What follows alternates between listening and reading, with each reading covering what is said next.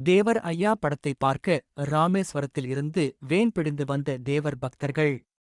பசும்பொன் முத்துராமலிங்க தேவரின் வாழ்க்கை வரலாற்று காவியமான தேசிய தலைவர் எனும் திரைப்படம் வெளியாகி தமிழ்நாடு முழுவதும் வெற்றிகரமாக ஓடுகிறது. அதேபோல் ராமநாதபுரம் ரமேஷ் தியேட்டரிலும் படம் வெளியானது.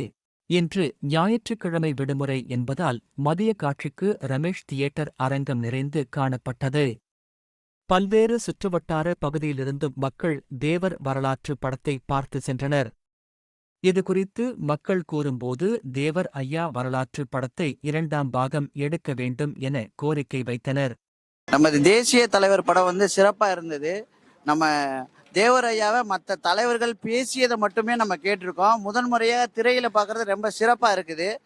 தொடர்ந்து தேவர் ஐயாவுடைய வாழ்க்கை வரலாறு இன்னும் விட்டு போன கதைகளை எல்லாம் எடுக்கணுங்கிறது எங்களுடைய கோரிக்கையா இருக்கு. கேட்டு வாங்குறதுக்கு என்ன போகுது.